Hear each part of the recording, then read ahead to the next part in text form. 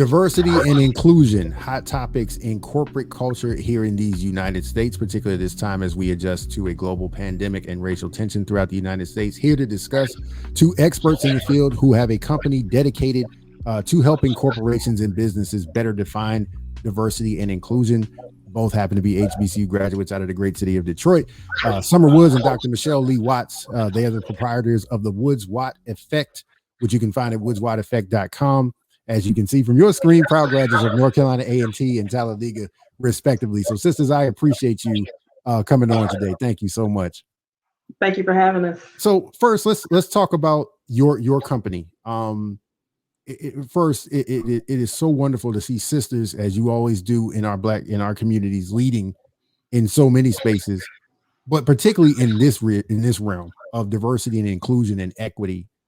What is it that you noticed was a gap in corporate culture, and how did you two design or figure out, like, hey, there's something that we can do about it to help companies push into the right way to rethink diversity and inclusion, particularly for people of color? Sommer. So I think for the most part, for our perspective, is that there's not necessarily a lot of intentionality with it. I think once, all the things that are taking place and happening and people trying to make some, different decisions in their company and make some pivots, they are approaching it the same way. The approach is, we're going to have training and that's about it. So from our perspective, we really wanted to do something, as we've done a lot of projects and organizations we've been a part of, is to really find what the problem is, to dismantle the systemic isms, racism, gender, all the isms that are there, and essentially rebuild from that. So that is our approach. Is very intentional, but it's also very unapologetic as well. And our partnership came about because we have been in so many different spaces. We've also been in the same spaces. So we met working on a project, the Detroit Super Bowl, which was hosted here in 2006. But before that work, and then since that work, we have been doing things within equity and inclusion, or with an equity and inclusion lens. And so it just made sense to kind of put our lives together in this form, because we've been doing the work anyway. We both come to it with slightly different experiences and slightly different perspectives on it. And so those two things together make us a little bit richer as we bring our own personal and professional experiences to bear. In your experience, what is the primary challenge of addressing organizational approaches to being more diverse and being more inclusive? We know they are two distinctly different things, but do you find that it's a top-down process? Is it a bottom-up process? Is it somewhere you meet in the middle and try to attack specific instances or sometimes specific people? How do you, in your experience, how have you found the most effective tool to addressing those kind of issues in different companies? Well, I know one of the things that you stated is that there is a difference between diversity and inclusion. Hence the reason why we're very intentional even about our labeling, that we are an equity and inclusion consulting firm, because diversity allows people to use it as a metrics, right? How many women, how many Black people, you could just use it as a checklist, very check the box kind of, of approach, which we believe the conversation of equity and inclusion is a different one, right? It is having a conversation from the top. The top is a part of it. But those that are the managers and everyone that's a part of it, of those organizations, have to be a part of the process as well as the solution to be able to contribute to the solution. So the challenge that I've seen in a lot of, organizations, sometimes it starts at the top, right? Like, who is committed in order to do this work? Are they listening to their employees, to those that, to their customers, to their clients? Are they understanding what they don't know? And sometimes I don't think that that's always the lens that leadership looks through. But leadership absolutely makes the difference. If the leadership is the one that is saying, this is what we're going to do, we're going to invest in it, Because doing equity and inclusion is not just having somebody who's in a position as a director or a VP or your chief diversity officer. If they don't have support, they don't have resources, then they're not going to be successful. And so that is important, that the individuals at the top, those that's controlling the budget, is looking to actually invest in this work that has to be done, because it's so many different fractions. It's not just talent acquisition and HR, but it truly is the entire organization, starting at the top. Mm-hmm. A lot of times the conversation starts at the bottom, right? It starts at sometimes the lowest rung or within a group, and then it has to move up to the top. But the top definitely, in Sommer State, has to embrace it. But they also have to be willing to acknowledge what they don't know, right? And so people think we all think we're really good humans, that we have the best intentions, we would never treat anybody poorly, but without recognizing individual histories that we bring, right? So whether you're white, Black, a woman, Latina, LGBT community, like we all are bringing all of those things to our experiences. And if we're not willing to look and listen to others' perspectives, and we keep doing what we've always done because it's always worked, right? That is what leads people down these dangerous, dark paths. And people have to be willing to challenge themselves, right? And so if people aren't willing to stop and listen and say, okay, I might not know something, right? That can be a barrier to doing this work. And so as Sommer mentioned, we really want to be very intentional in those conversations to say, we know you don't know everything, and that's okay. And we're here to help you understand what you don't know and what you need to know to move into this, so that the culture of your organization is about equity and inclusion. Not that you just go out and hire a DEI person, that it is within your company's DNA. Do you find that people reach out to you for consultation and guidance in the midst of a hurricane? Like something is going terribly wrong. Or do they try to be preemptively wise and say, you know what, it would be helpful if our people could get more exposure to these kind of conversation and this kind of work? Particularly in the last 2 years, are people calling you when they've already effed up, or are they saying, I don't want to F up in the future, so y'all come on in? Well, I think as of recent, one, we just launched our company together as of recent, but we both have been doing the work for 20, 25 years each. But it definitely is a different conversation now, right? I do think that what happened with, George Floyd and, Breonna Taylor, like all these, just the injustice that it is. The interesting thing is that COVID made people sit down and watch what was happening, right?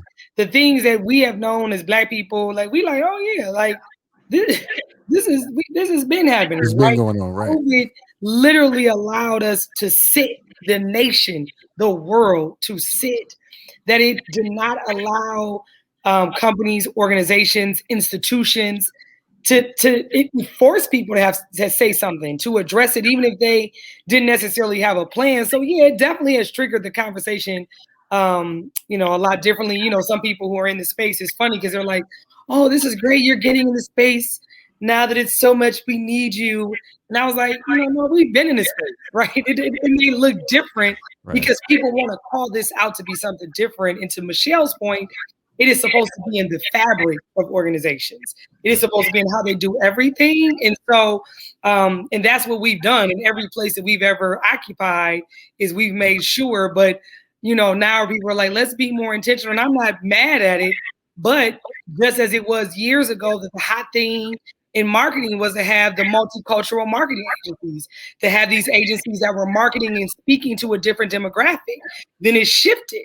Then people said, well, we don't necessarily need to talk to Black and brown communities differently. We can go ahead and use the general marketing approach. And then it stopped.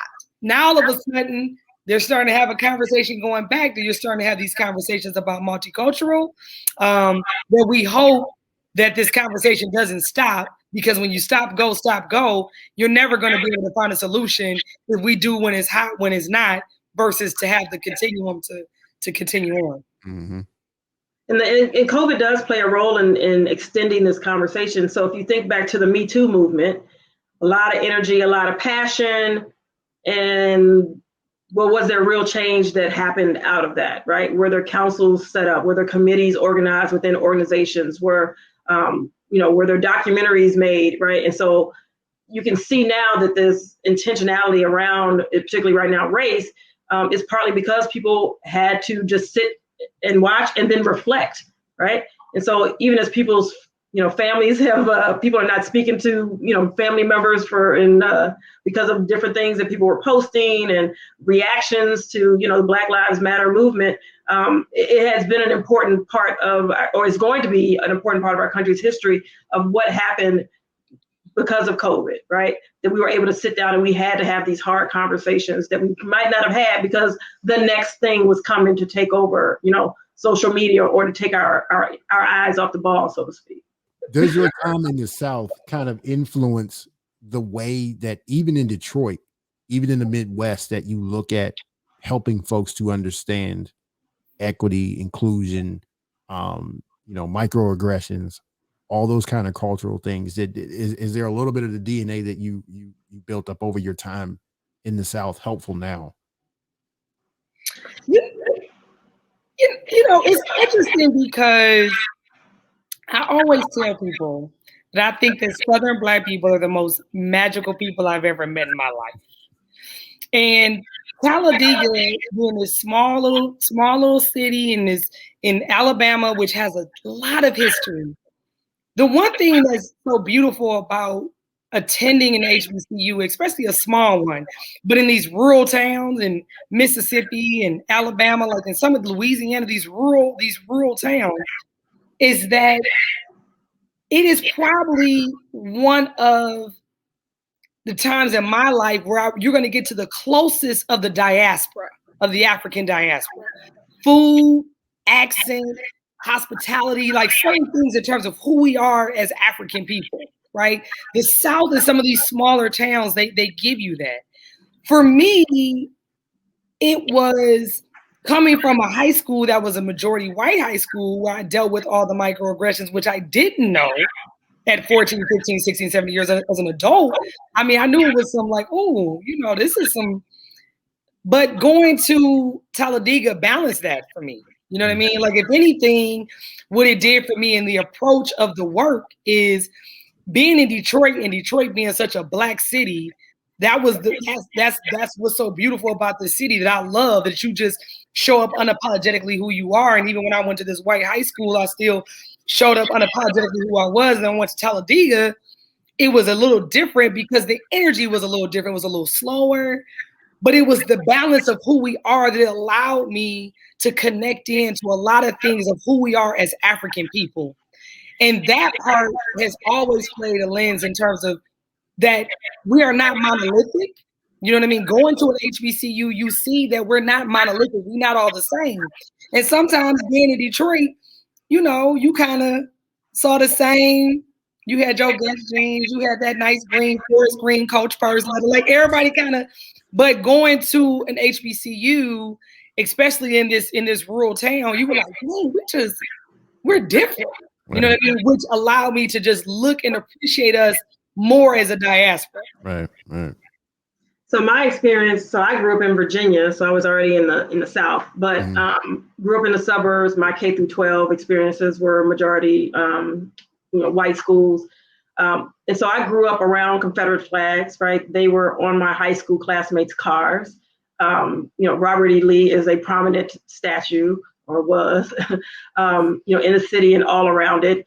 And then going to North Carolina A&T to be at a HBCU, as Sommer, said, it's just a different feeling, right? You just get a different experience.